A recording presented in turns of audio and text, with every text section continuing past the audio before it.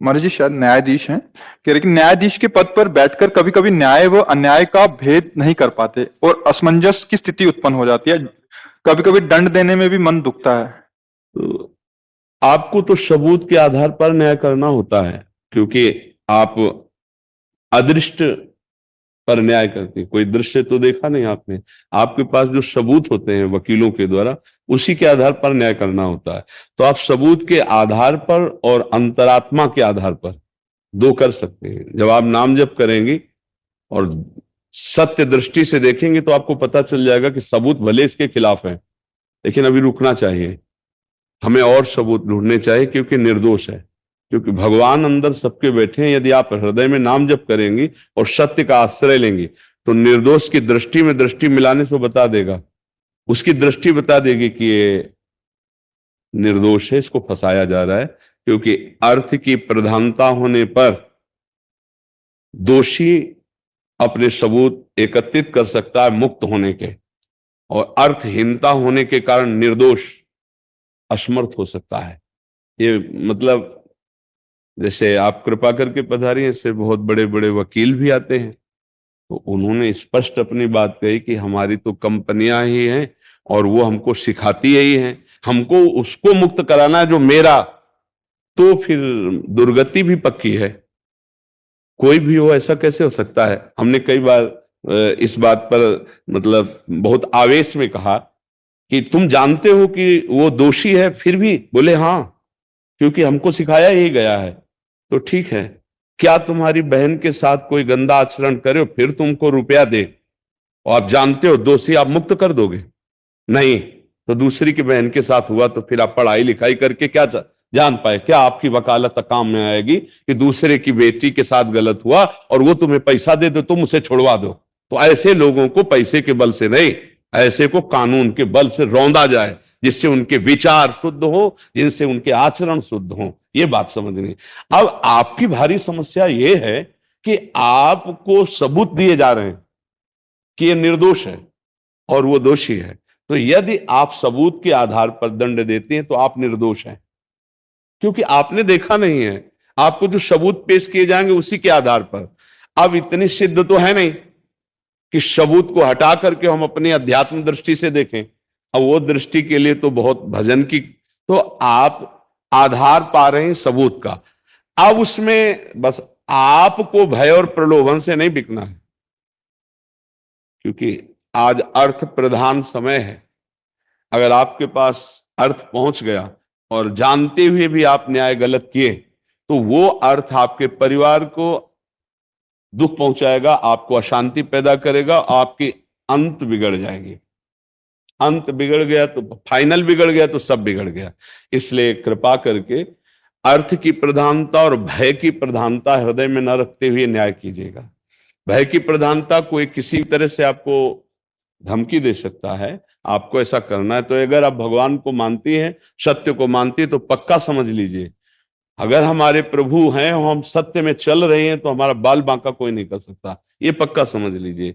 अच्छा, शरीर की मृत्यु एक बार होनी है, वो सबकी होनी है, वो निश्चित है, इससे डरना नहीं चाहिए। अमर नहीं हो जाओगे अधर्म करके।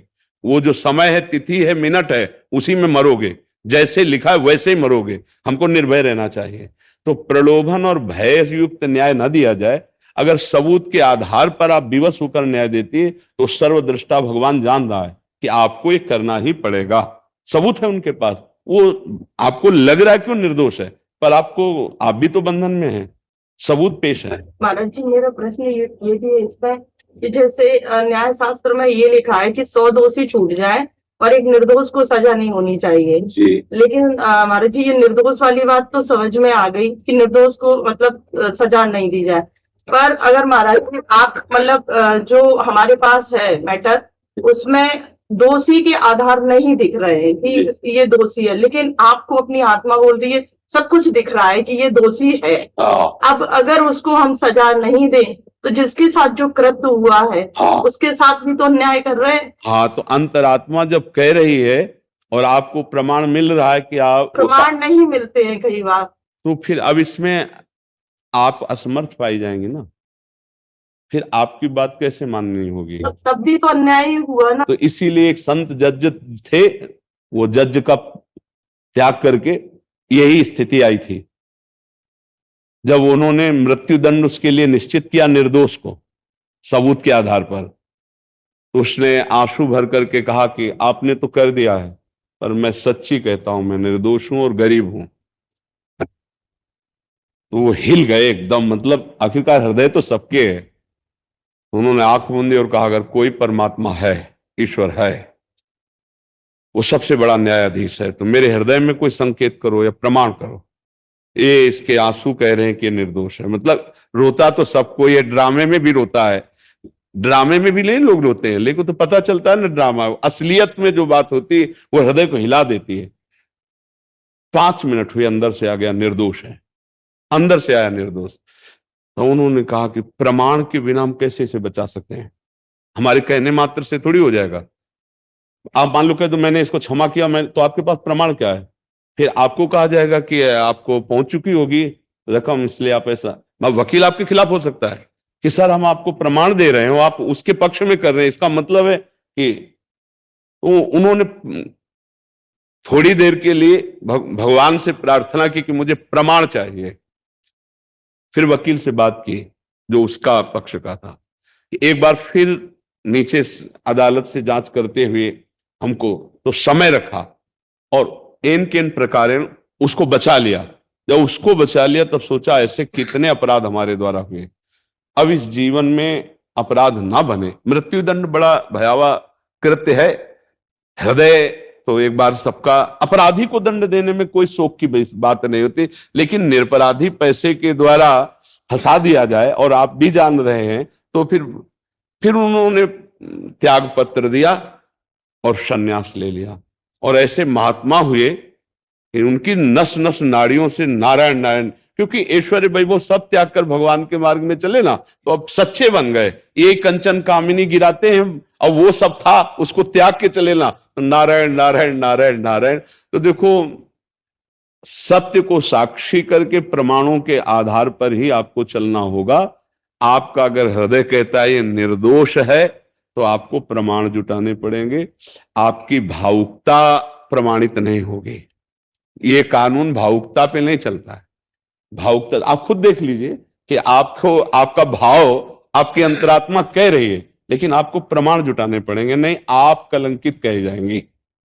कि विपक्ष आपको बोलेगा कि हमारे पास प्रमाण है, लेकिन आप जो, तो निर्णय आपका गलत है, या तो आपको अर्थ मिल चुका हुआ है, या आप धमकी में से ऐसा, तो आपको अब उसमें आप क्या कर सकते हैं। इसीलिए भगवान को साक्षी करके जो सबूत मिले, जैसे उसी के आधार पर निर्णय करना होगा। कहीं कहीं आप बहुत विवश हैं, न्यायाधीश होते हुए भी आप विवश हैं, सबूतों के आधार पर विवश है।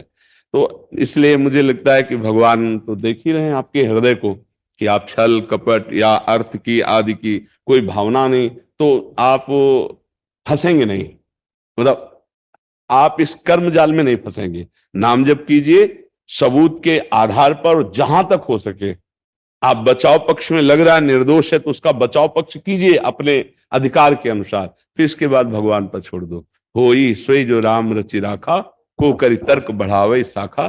कई प्रकार की दोष वृत्तियां होती, जैसे आप इस बात को सूक्ष्मता से समझना, उस व्यक्ति ने उस समय वो कोई पाप नहीं किया जिसमें फंसाया गया, लेकिन यदि उसे दंड मिलना है तो आप असमर्थ हो जाएंगे, और उसको दंड देने के लिए आपकी कलम चल पड़ेगी, और वो होगा उसके किसी पाप का वो फल जो उसने पाप किया और गुप्त रह गया। और यहां वो निर्दोष है, लेकिन वो गुप्त पाप उसको दंड दिला रहा। पक्का समझ लेना, बिना अपराध के दंड नहीं हो सकता। वर्तमान में वो बिल्कुल सत्य है कि उसने वो पाप नहीं किया, लेकिन उससे बड़ा भयंकर पाप उसने गुप्त किया जो अभी तक प्रकाशित नहीं हुआ, दंड नहीं मिला, तो उस पाप ने आकर ऐसी जगह फंसा दिया कि निर्दोष अवस्था में उसे दंड भोगना पड़ रहा है, जबकि वो निर्दोष है प्रगट में, पर अंतर का वो दोष उसका नष्ट हुआ। बिना कर्म के वो दंड नहीं भोग सकता, इतना समझ लो। निज कृत कर्म भोग सुन भ्राता, कोई ना कोई कर्म ऐसा पूर्व का पाप है। देखो ईमानदारी से देखो, हम सब बैठे हैं, हम थोड़ी देर के लिए अपने न्यायाधीश बन जाएं, और जहां से बचपन से हमें याद है अभी तक, थोड़ी देर आप फाइनल कीजिए तो आप अपने को अपराधी मानेंगे कि नहीं मानेंगे। अंदर से देख लीजिए कि कुछ ऐसे पाप हम लोगों से होते हैं जो बड़े गुप्त तरीके से वो पड़े हुए हैं, ना हमने प्रायश्चित किया है और ना हमें कानून से दंड मिला है, तो भगवान के कानून में वो लिखे हुए हैं, अवश्य में वो भोक्तव्यम कृतम कर्म शुभाशुभम। तो अब ऐसी जगह आप फंसाए जाओगे कि आप निर्दोष होते हुए भी दंड पा रहे हैं, क्योंकि पूर्व में दोष हो चुका है और वो कर्म तुम्हारी खोपड़ी पे बैठा रहेगा जब तक आपको भोगा नहीं देगा। मान लो आप तो एक वर्तमान के कुछ वर्षों के अनुभव से न्याय कर रहे हैं, लेकिन वो अनंत जीवों का न्याय करने वाला, वो कभी किसी की वकालत नहीं सुनता है, वहां कोई घूस नहीं चलती है, वहां करेक्ट न्याय होता है। अब अगर वो न्यायाधीश उसको मौत की सजा दिलवा रहा है आपसे, तो निश्चित मानिएगा कोई है, वो कर्म का मार्जन हो रहा है, इस समय निर्दोष है, ये बात पक्की है। समझ रहे आप? तो इसलिए भगवान को साक्षी करके नाम जप करते हुए धैर्य पूर्वक सबूतों के अनुसार और जहां तक हो सके बचा सको वो बचा लो। निर्दोष लगता जहां तक आपका प्रयास हो, नहीं भगवान के ऊपर छोड़कर अब होई सोई राम रचि राखा, को करी तर्क बढ़ावे शाखा, अस कई जपन लगे हरि नामा राधा राधा राधा। किशोरी जो आप